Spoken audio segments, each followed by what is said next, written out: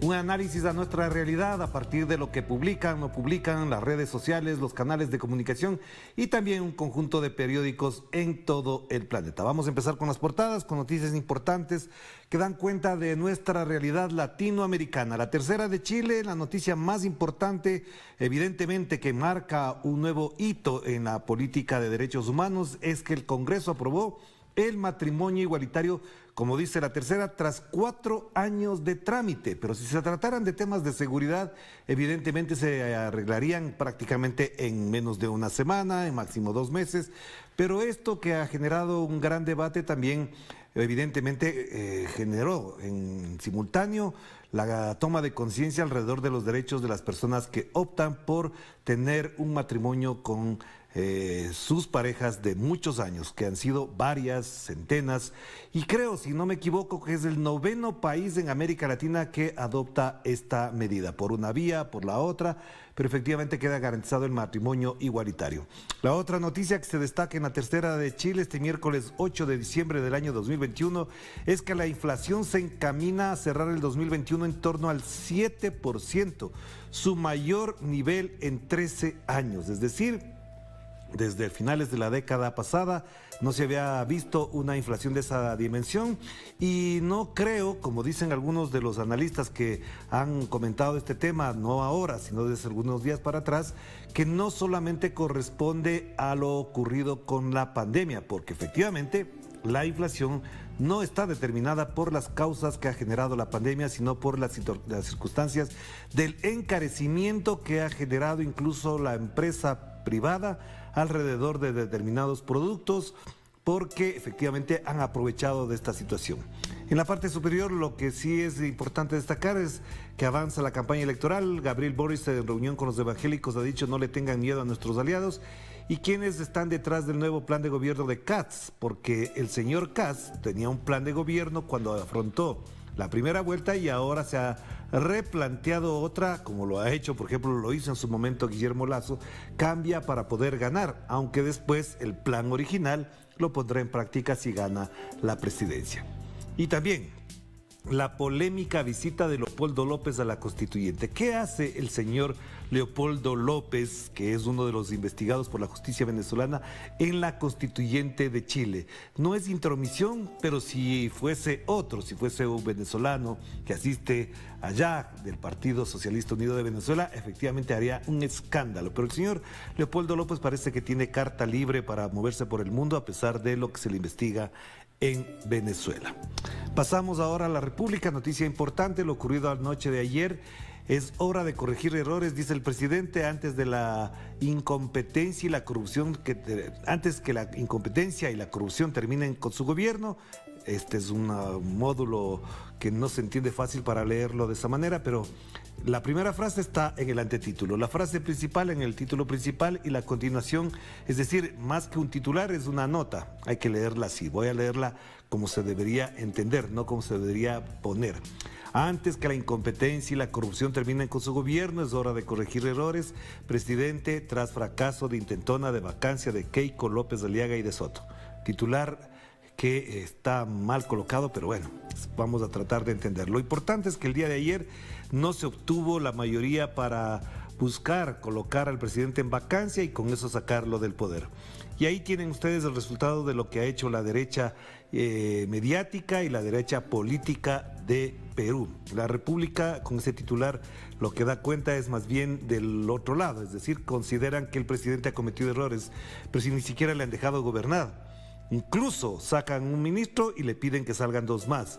Después de que salen 2 más, lo que piden es la salida del presidente. Es decir, ellos quieren gobernar sin haber ganado la presidencia del Perú. Pero bueno, se logró eso. Ojalá esto genere estabilidad o gobernabilidad, como dicen los expertos. Y pasamos al comercio de Ecuador a propósito de lo que ocurrido también el día de ayer, que no se lograron los votos para que el informe sobre los Pandora Papers, donde está señalado el presidente Guillermo Lasso, se concrete. Es decir, no ocurrió y el titular del comercio da cuenta de lo que ellos han hecho. Al fin se acordaron que hay un caso, pero ocurre que lo titulan el día en que ya no tiene efecto. Caso Pandora Papers se queda sin piso legal. ¿A qué alude? Y es de risa. La Contraloría General del Estado determinó que el presidente Guillermo Lasso no incumplió la ley que le prohibía tener inversiones en paraísos fiscales y archivó el caso. Lo que no dice el comercio, y que obviamente no lo va a decir, es que en el comunicado de la Contraloría ellos consideran que Dakota del Sur no es un paraíso fiscal. Eso quiere decir que el señor Guillermo Lasso sí tiene plata en Dakota del Sur. Porque si la Contraloría dice que Dakota del Sur no es un paraíso fiscal, está reconociendo, como lo hicieron algunos asambleístas oficialistas la noche de ayer, que efectivamente el señor Guillermo Lasso tiene plata fuera del Ecuador.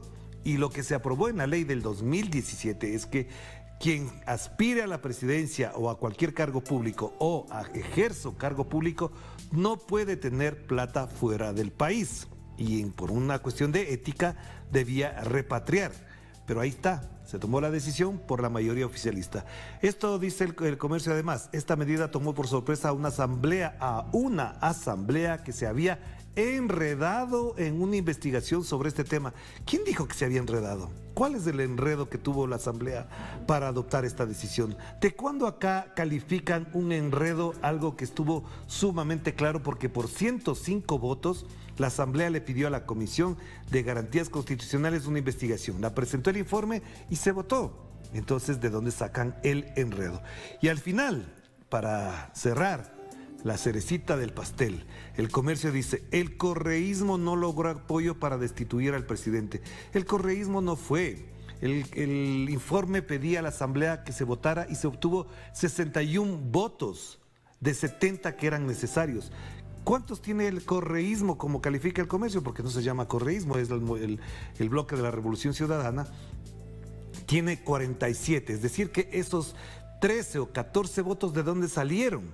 Entonces, cuando se habla del correísmo, lo que se quiere es estigmatizar el tema aludiendo a una corriente política. Así que, señores del comercio, si dejan de ser un poquito oficialistas, sean un poquito más periodistas. Y por otro lado, titular principal, 13 condiciones para la libertad del tío de Glass. Ahí sí, titular principal. Cuando salió un presentador de televisión, quien estaba envuelto en otras cosas, no pusieron en portada. Ricardo Rivera, tío del ex vicepresidente de la República, Jorge Glass, saldrá en prisión una vez cumplida el 60% de su condena. Esto evidentemente es un derecho de los presos, de todos los presos. Si él estaba condenado a 7 u 8 años y ha cumplido más de 4, efectivamente tiene derecho no a la libertad, es cumplir otro tipo de prisión fuera de la cárcel, que es lo que ha pedido incluso la Comisión Interamericana de Derechos Humanos. Pero como se trata del tío de Jorge Glass, evidentemente hay otro tratamiento al tema. Y lo otro, la industria carrocera confía en recuperarse. Confía, claro, muy bien. De grandes deseos está hecho el camino al infierno, dicen algunos. Y aquí viene un titular que después veremos acompañado con otra portada a propósito de lo que se está discutiendo en el mundo sobre el informe mundial sobre la desigualdad. Un informe que ha generado una gran discusión entre los expertos, pero que cuando se aterriza en cada país, veamos lo que se destaca. La Jornada de México titula así: ganan el 1% de ricos 141 veces más que la mitad de todos los mexicanos. 141 veces más. Esto da cuenta de efectivamente que si una persona tiene un país tiene esa condición, tiene graves problemas, y que si no se analizan, pues tendremos más problemas de los que hay ahora. Destaquemos esto. La disparidad en el país es extrema desde el siglo pasado, exponen ONU y especialistas. Puntualizan que la pandemia amplió la brecha en las diferentes regiones del planeta, mientras que en promedio se perciben 232,000 al año, en la parte alta se superan 6 millones de pesos. Eso debería ser, no sé si está en dólares o en pesos. América Latina y África son las zonas que enfrentan los más grandes rezagos, o por otro lado podría decirse que son las zonas de la mayor desigualdad de todo el planeta. Bien que lo destaque la jornada, porque si veríamos en cada uno de los países, todos los periódicos deberían haber amanecido con este tipo de información. Pues ahí tienen ustedes el informe mundial sobre la desigualdad, a cuenta de esta situación que en México efectivamente concentra la mayor riqueza en la parte alta. Y pasamos a la siguiente, porque aquí, en cambio, fíjense ustedes, el país de España dice: el 10% más rico de los españoles posee el 60% del patrimonio. La pandemia dispara la desigualdad a escala global según un estudio. Esto es efectivamente lo que se publicó y en cada país da cuenta de eso. Claro, el titular queda a un lado en el país, siendo un tema fundamental, principal para los españoles, queda en segundo plano, porque el país lo que destaca el día de hoy es algo que da risa, da cuenta de la realidad paradójica que se vive. Biden y la Unión Europea amenazan a Putin con sanciones si invade Ucrania. ¿Y qué dijeron en Estados Unidos y en la Unión Europea cuando invadió, por ejemplo, Estados Unidos, Afganistán, Libia, Irak? ¿Se expresaron así, titularon así los del país? No.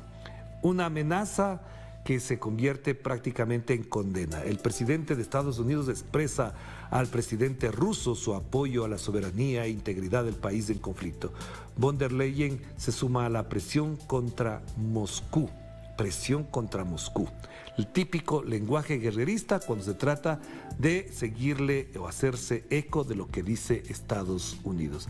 Que Estados Unidos en verdad se ocupe de sus problemas, que son muchos, son graves, tiene la mayor pandemia instalada en su país, pero están ocupados, preocupados de lo que pasa miles, más de 50,000 kilómetros de distancia, están interesados en resolver problemas ajenos. Vamos a los portales, empezamos por nuestra casa informativa Telesur. Parlamento ecuatoriano llama al presidente Lasso por Pandora Papers. En realidad lo que hace es un exhorto. Le exhortan al presidente a que vaya a explicar a la Asamblea lo que pasa con respecto a los Pandora Papers. La moción contra el presidente Lasso fue aprobada por 82 votos a favor de los 137 legisladores que conforman el Parlamento ecuatoriano. No sé si está bien redactado porque la moción contra el presidente no es. La moción que pide el exhorto es la que obtuvo 82 votos.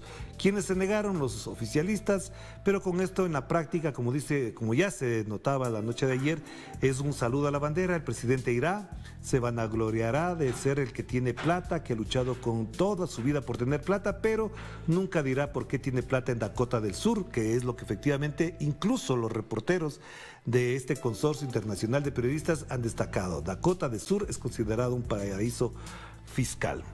Más información vamos a ver más adelante porque aquí hay otros temas.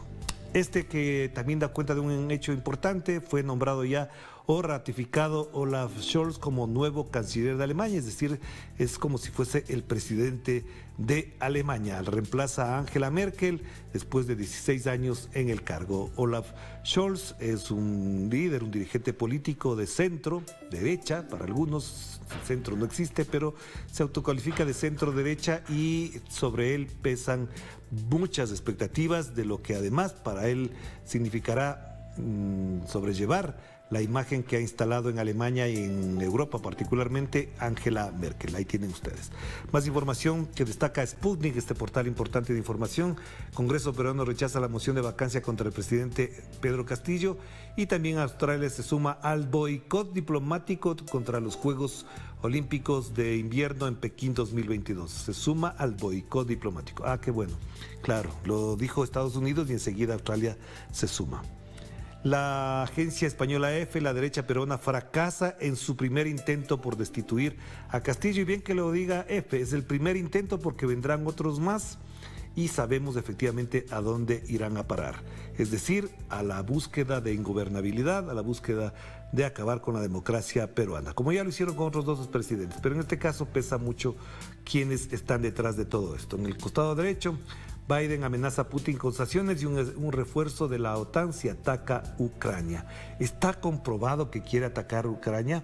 Han publicado todos estos medios que hacen eco de esto la versión rusa del tema. Han dicho qué es lo que dijo Putin en la conversación con Biden o solamente se hacen eco de lo que dijo Biden. ¿Por qué no se refieren a las palabras de Putin y de los voceros principales de Rusia sobre el tema? Pues no, dan por hecho que efectivamente está ahí. Y lo que decíamos, Leopoldo López ante la constituyente chilena, en Venezuela se socavó la democracia. ¿Y qué él hace fuera si es que efectivamente no participa de las elecciones?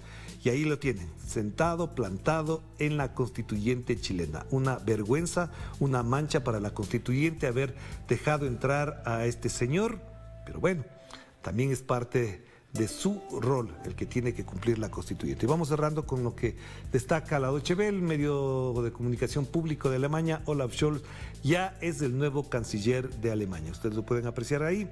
Y por otro lado, información de otro tipo que está clave aquí. Rusia vuelve al turismo espacial lanzando a un multimillonario japonés al espacio. Esto ya se va a convertir en la moda, los multimillonarios que quieren llegar al espacio para darse un lujito a finales de año.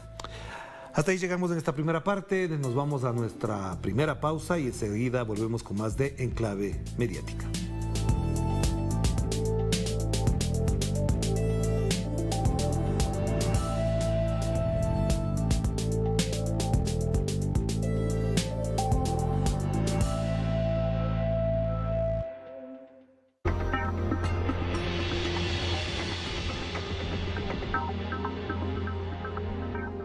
Telesur, siempre da más.